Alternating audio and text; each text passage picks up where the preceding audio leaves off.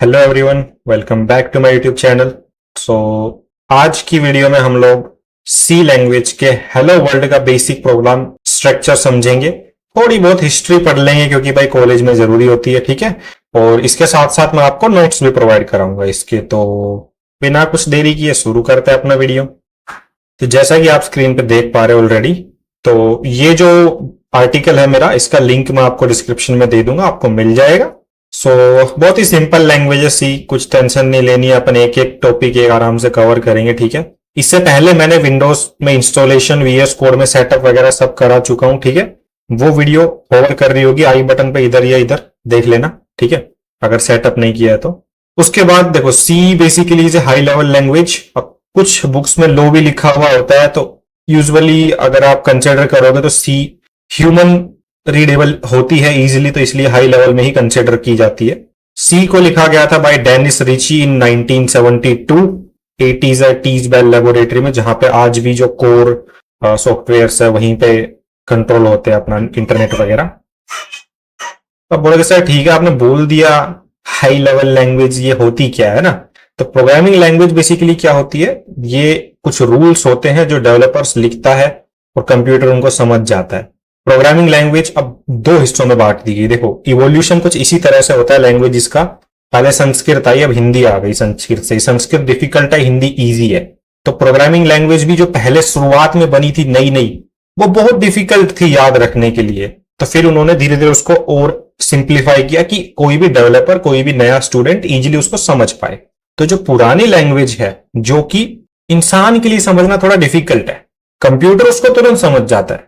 But जो high level language है, वो ऐसी लैंग्वेज लेवल है जिसको हम बहुत जल्दी समझ जाएंगे, बट इन कंप्यूटर को समझने में थोड़ा टाइम लगता है उसको। तो इसी तरह से इनको क्लासिफाई कर दिया कि हाई लेवल लैंग्वेजेस वो लैंग्वेज होती है जो ह्यूमन आराम से समझ जाता है, कंप्यूटर को प्रोसेस करने में थोड़ा टाइम लगता है। लो लेवल लैंग्वेज वो लेवल होती है जिसको कंप्यूटर तुरंत समझ जाता है, इंसान को समझने में थोड़ा टाइम लगता है, ठीक है। तो इनकी थ्योरी मैंने लिखी हुई है ऑलरेडी यहीं पे, आप यहीं से डायरेक्टली देख के भी लिख सकते हो। एग्जाम्पल अगर हम बात करें, लो लेवल लैंग्वेज के हो गए हमारे पास मशीनी लैंग्वेज जो हो जाती है अपनी कोबोल करके, ये जो लैंग्वेजेस होती हैं जो कि आपको हार्डली कॉलेज में देखने को मिलेगी। और हाई लेवल लैंग्वेज के तो भैया कितने ही एग्जाम्पल ले लो, सी, सी प्लस प्लस, जावा, पाइथन, जावा स्क्रिप्ट, टाइप स्क्रिप्ट, दुनिया भर की है ना।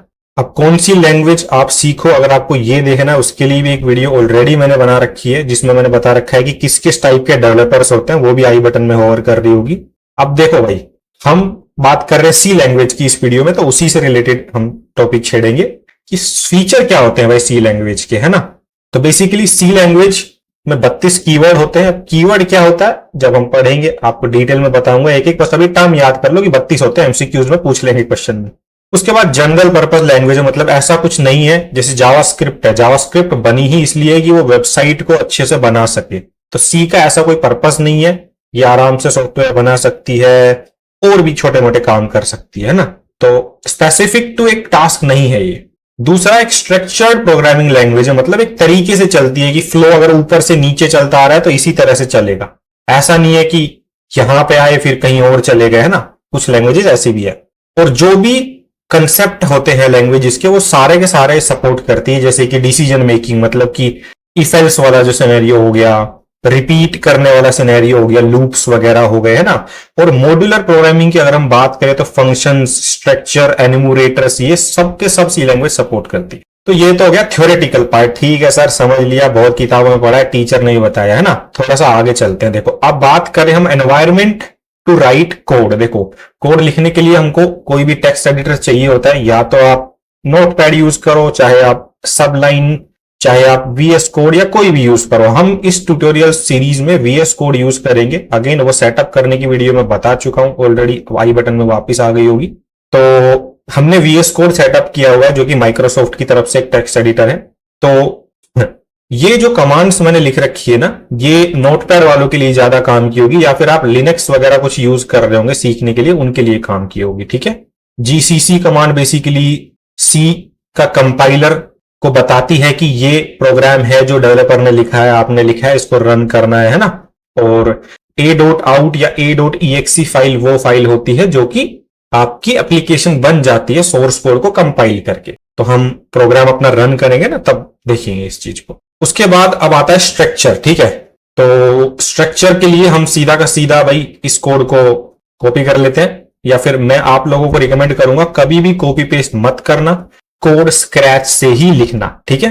तो नई फाइल बनाते हैं hello.c। अब .c क्यों लिखा है, ये फाइल का एक्सटेंशन होता है सी लैंग्वेज का। अगेन पिछली वीडियो में बहुत डिटेल में बताया मैंने एक्सटेंशन क्या होता है। देखो आपको लग रहा है बार बार मैं पिछली वीडियो रेफर कर रहा हूं, तो ऐसा नहीं है कि आपको पूरी वीडियो देखनी है, उसमें मैंने चैप्टर्स डिवाइड कर रखे हैं। जो आपको पार्ट सिर्फ समझना है, सिर्फ वही पार्ट जाके देख सकते हो, ठीक है। तो अब समझते हैं इस कोड को, ठीक है।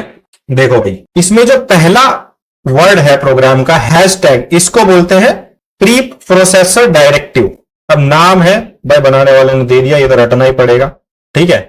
और हैश के साथ में इंक्लूड लिख दूं तो इसको बोलते हैं प्री प्रोसेसर। मतलब अभी हमारे पास बहुत सारे प्री प्रोसेसर होता है, इंक्लूड भी है, जैसे इंक्लूड ही सुना होगा अभी तक, हैश डिफाइन भी करके, वो हम आगे चल के यूज करेंगे, ठीक है। और stdio.h जिसका मतलब है स्टैंडर्ड इनपुट आउटपुट, जिसको हम स्टैंडर्ड इनपुट आउटपुट लाइब्रेरी भी बोलते हैं। तो लाइब्रेरी बेसिकली एक वो फाइल होती है जिसके अंदर कुछ कोड ऑलरेडी हमारे लिए लिखा हुआ होता है, जो कि हमको स्क्रैच से लिखना नहीं पड़ता। जैसे कि टर्मिनल पे कुछ प्रिंट कराना है हमको आउटपुट में, वो वाला कोड ऑलरेडी इन्होंने लिखा हुआ है। जब हमने सी लैंग्वेज इंस्टॉल हुई तो वो हमारे लैपटॉप पे अपने आप आ गया। तो हमको वो सब वापस से एकदम स्क्रैच से ना लिखना पड़े, इसलिए कुछ चीजें इन्होंने ऑलरेडी लिख के हमको दे रखी है।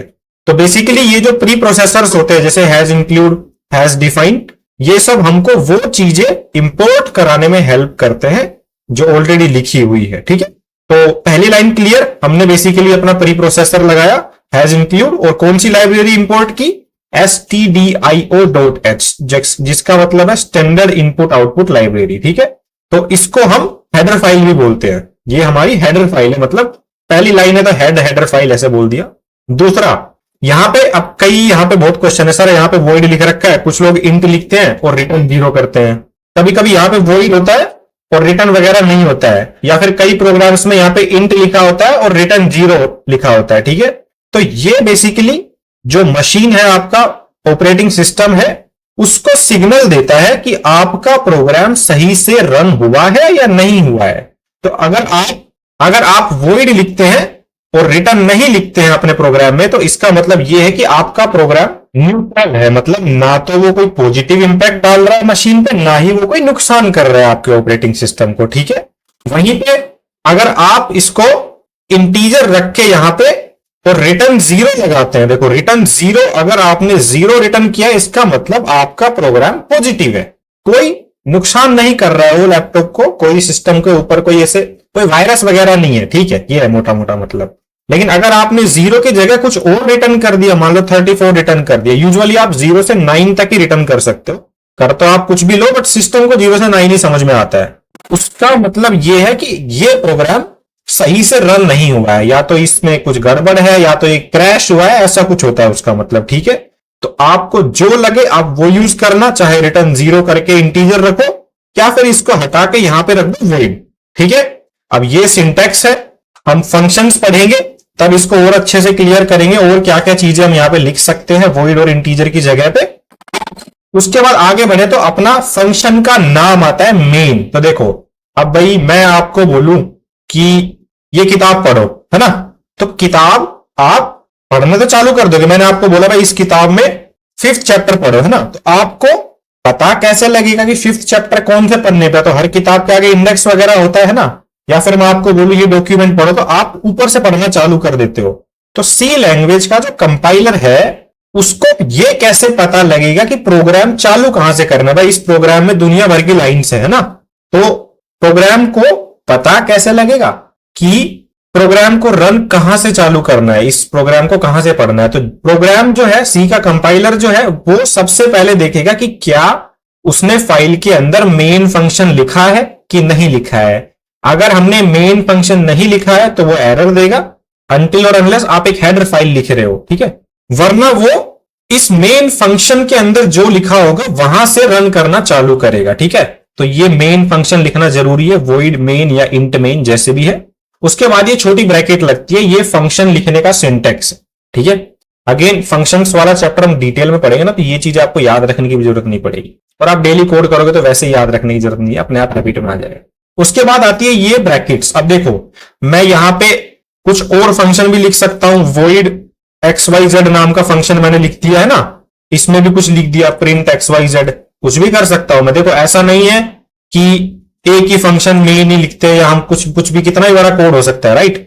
तो अब जो सी लैंग्वेज का कंपाइलर है उसको ये कैसे पता लगेगा कि मेन फंक्शन के अंदर कितनी लाइन का कोड लिख रखा है। भाई कोड तो ये भी है इस फाइल में, है ना, तो जितना कोड मेन वाली ब्रैकेट के अंदर लिखा गया है, एक लाइन ही लिखी है वो दो, तो कंपाइलर को समझ में आ जाएगा कि यही लाइन है जो मेन फंक्शन के अंदर है और ये इसी को रन करेगा। कंपाइलर XYZ को रन नहीं करेगा, और ये फाइल XYZ की ब्रैकेट्स के अंदर है तो ये भी मैटर नहीं करती, क्योंकि कंपाइलर सिर्फ और सिर्फ मेन को रन करेगा, और मेन के अंदर कितनी लाइनें है वो पता लगाएगा इन ब्रैकेट्स की सहायता से। अब मैं इसमें मान लो 25 लाइनें लिख दूं तो उसको पता लग जाएगा जितनी लाइनें इस ब्रैकेट के अंदर है वो सारी मेन के अंदर है और वो सारी उसको रन करानी। ठीक है, यहां तक क्लियर।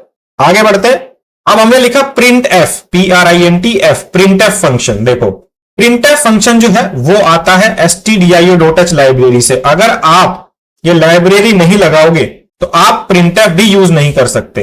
अगर आपने लाइब्रेरी नहीं लगाई और प्रिंट एफ लगा दिया तो एरर आएगा कि भैया, कंपाइलर बोलेगा भाई मेरे को नहीं पता प्रिंट एफ क्या है, वो तो हमने लाइब्रेरी लगा रखी है, इसलिए कंपाइलर को पता है कि हाँ भाई इस लाइब्रेरी के अंदर प्रिंट एफ फंक्शन लिखा हुआ है, तो उसको पता है कि प्रिंट एफ फंक्शन क्या करता है। ठीक है, हम हटा के भी प्रिंट करा के दिखाएंगे। तो अगर कोई बोले कि मैं मेन फंक्शन से ये हटा दूं तो प्रोग्राम चलेगा कि नहीं चलेगा, प्रोग्राम चलेगा, बस कुछ होगा नहीं। अगर मैं बोलूं लाइब्रेरी हटा दूं तो अब प्रोग्राम चलेगा कि नहीं चलेगा, अब प्रोग्राम में एरर आएगा कि अब जो है कंपाइलर को नहीं पता प्रिंटफ क्या है। ठीक है, उसके बाद भाई अगेन प्रिंटफ फंक्शन है, जैसे मेन भी एक फंक्शन है तो उसके भी ब्रैकेट्स लगेंगे, तो ये तो सिंटैक्स ऑलरेडी डिफॉल्ट ही रहेगा सबके अंदर, तो हमने लगा दिया भाई ब्रैकेट, है ना, इस तरह से। अब मेन फंक्शन के अंदर हम कुछ दे नहीं रहे हैं क्योंकि उसको कुछ चाहिए ही नहीं, और प्रिंटफ फंक्शन को हम वैल्यूज दे सकते हैं जो हम प्रिंट कराना चाहते हैं। तो हम चाहते हैं हेलो वर्ल्ड प्रिंट कराना, तो मेरा प्रिंटफ का सिंटैक्स कैसा होता है, डबल कोट्स लगाएंगे हम, double quotes open double quotes close, और इसके अंदर हम जो लिखेंगे वो चीज हमारी प्रिंट हो जाएगी टर्मिनल के ऊपर, जैसे hello my name is Vipin. ठीक है, तो ये जो भी मैंने लिखा डबल ब्रैकेट डबल कोट्स के अंदर ब्रैकेट्स के अंदर, ये यो का यो मुझको टर्मिनल पे दिख जाएगा। ये काम प्रिंटफ करता है, इसका कोड पहले से लिखा हुआ है किसी ने, जो कि हमने stdio.h से इंपोर्ट किया है। ठीक है, और लास्ट में हमने लिख रखा है सेमीकोलन। सेमीकोलन मतलब बेसिकली अब सी लैंग्वेज को जो कंपाइलर है उसको बताना पड़ेगा ना कि भाई ये लाइन खत्म हो चुकी है, अब मैं अगली लाइन लिखूंगा, तो ये बताने के लिए हम यूज करते हैं सेमीकोलन का, कि जब भी मैं कोई एक सिंगल लाइन लिखूंगा, एक सिंगल लाइन को यूजुअली हम लोग स्टेटमेंट बोलते हैं, कि जब भी मैं कोई स्टेटमेंट लिखूंगा वो स्टेटमेंट खत्म हो गई, कैसे बताएंगे, सेमीकोलन लगा के, स्टेटमेंट या एक्सप्रेशंस। ठीक है, तो बेसिक प्रोग्राम का सिंटैक्स समझ में आ गया, क्या है क्यों है लिखा है। ठीक है, इसको रन कैसे कराएंगे, अगेन पिछली वीडियो में यहीं पे बटन है अपना रन कराने का, इसको दबाऊंगा ये रन हो जाएगा। जैसे कि इसने रन किया, इसको क्लियर कैसे करूंगा मैं एक बार, इसने पुराना आउटपुट दिखा दिया, कोई नहीं, हेलो वर्ल्ड वाला भी आउटपुट इसने दिखा दिया। बट हमने देखो क्या किया, इसने सीडी किया उस फोल्डर में जहां पे मेरी फाइल है, इसने जीसीसी से उसको कंपाइल किया। देखो जो हमने ऑलरेडी आपको मैंने कमांड्स लिख रखी है, यहां पे दिख जाएगी, इसने इसको जीसीसी से कंपाइल किया। अब जो a.out फाइल हमने लिख रखी है ना, a.out फाइल यहां पे बनी है हमारी, ls करके हमने दिखा रखा है, तो इसने हेलो नाम की फाइल बना दी, जो कि अब आपको VS कोड के लेफ्ट साइड में दिख भी जाएगी कि इसने हेलो नाम की एक एग्जीक्यूटेबल फाइल बना दी है, और फिर इसने उस फाइल को रन कर दिया है सीधा का सीधा, हेलो वाली को। देखो सोर्स कोड कभी भी डायरेक्टली रन नहीं होता है, पहले उसको कंपाइल किया जाता है फिर वो रन होता है, और रन होने के बाद देखो अब फ्लो समझते हैं, कंपाइलर किस तरह से सी के प्रोग्राम को एग्जीक्यूट करता है। सबसे पहले कंपाइलर देखता है कि भैया इसने हेडर फाइल्स कितनी लगा रखी है, भाई हमने तो एक ही लगा रखी है, stdio.h हैज इंक्लूड हमारा प्री प्रोसेसर है जिससे हमने इसको इंक्लूड किया। तो मान लो मैं कुछ ऐसी हेडर फाइल लिख दूं जो है ही नहीं है, stdio.h। अब देखना, अब मैं इसको रन करूंगा, मुझको क्या एरर आया कि भैया नो सच फाइल और डायरेक्टरी stdio, मतलब कि कंपाइलर को ये हेडर फाइल मिली ही नहीं। तो सबसे पहले कंपाइलर चेक करता है सारी हेडर फाइल सही से इंपोर्ट की है कि नहीं की है। ठीक है। उसके बाद कंपाइलर देखता है कि मेन फंक्शन बनाया है कि नहीं बनाया है इसने। अगर आप मेन फंक्शन ही नहीं बनाएंगे तो कंपाइलर को पता ही नहीं लगेगा कि रन क्या करना है। तो दूसरी चीज कंपाइलर ये चेक करता है, ये आप खुद ट्राई करना, मेन फंक्शन हटा के देखना रन होगा कि नहीं होगा, एरर आए, ठीक है। उसके बाद उसने देखा कि ठीक है मेन का सिंटेक्स सही है, ब्रैकेट लगा रखी है, हाँ भाई लगा रखी है, और मेन का इसने ब्लॉक चालू किया है कि देखो इसको हम छोटा सा ब्लॉक बोल सकते हैं ना, कि इस ब्लॉक के अंदर जितनी लाइन है वो मेन फंक्शन की है ना। तो मेन फंक्शन की ब्रैकेट्स चालू क्लोज की कि नहीं, भाई कर रखी है, तो कंपाइलर आगे बढ़ेगा। तो अगर नहीं करेंगे तो एरर आएगा, आप ट्राई करके देख लेना, मैं तो सब किया हुआ है भाई। उसके बाद कंपाइलर ने देखा प्रिंटएफ फंक्शन। अब कंपाइलर देखेगा अच्छा प्रिंटएफ फंक्शन इसने बताया है क्या।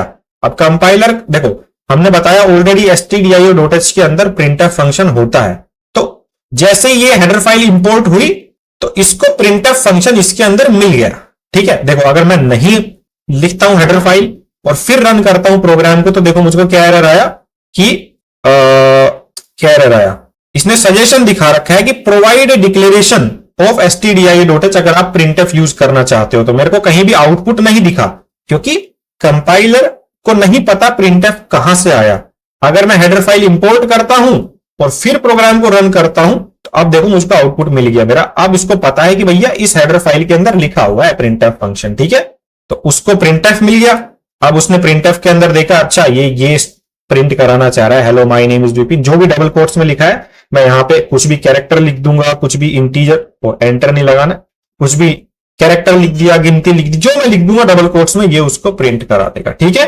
तो this is the basic structure of A hello world program. अब मैं इसको रन करूंगा, एकदम बराबर से आउटपुट आ रहा है। ये सारी की सारी चीज मैंने यहां पे डिटेल में लिखी हुई है कि भैया हैश टैग जो है उसको बोलते हैं हम प्री प्रोसेसर, ठीक है, लाइक प्री प्रोसेसर डायरेक्टिव बोलते हैं, हैज इंक्लूड अगर हमने लिख दिया तो। इससे हम कई लाइब्रेरीज इंपोर्ट कर सकते हैं, जैसे अभी हमने stdio नाम की लाइब्रेरी इंपोर्ट की जिसको हम स्टैंडर्ड इनपुट आउटपुट भी बोलते हैं। फिर conio.h भी करते हैं काफी बार, math.h है, string.h है, alloc.h है ना। तो हमने stdio किया, उसका सिंटेक्स ये है, इसका भी अच्छे लिख रखा है भाई ध्यान से। फिर void मेन से हमने बनाया, तो void हमने बता रखा है कि क्या है क्यों है, ऑलरेडी मैं एक्सप्लेन कर चुका हूं। फिर ब्लॉक खोलना जरूरी है। फिर प्रिंटएफ क्या है, कहां से आता है ना, प्रिंटएफ का सिंटेक्स क्या है, और ये सेमीकोलन भी हमको लगाना पड़ता है एंड में, ठीक है। उसके बाद हमने प्रोग्राम को रन किया है। तो हेलो वर्ल्ड सिर्फ इतना ही है, एक बेसिक प्रोग्राम सी का स्ट्रक्चर ऐसा ही होता है, हमको यही फॉर्मेट फॉलो करना पड़ेगा सारे के सारे प्रोग्राम्स बनाते टाइम पे, अनटिल अनलेस हम एक हेडर फाइल नहीं बना रहे हैं। बाकी आगे के जो कंसेप्ट है, कीवर्ड्स वगैरह है, वेरिएबल्स वगैरह है, वो हम धीरे धीरे पढ़ेंगे। तो आज की वीडियो के लिए इतना ही रखते हैं, क्योंकि आज की वीडियो में हम सिर्फ हेलो वर्ल्ड का स्ट्रक्चर ही बताने वाले थे। तो अगर आपको वीडियो सही लगा है तो अपने दोस्तों में शेयर करें, सब्सक्राइब करें, and that's all for this video. Thanks for watching. अगली वीडियो में मिलते हैं।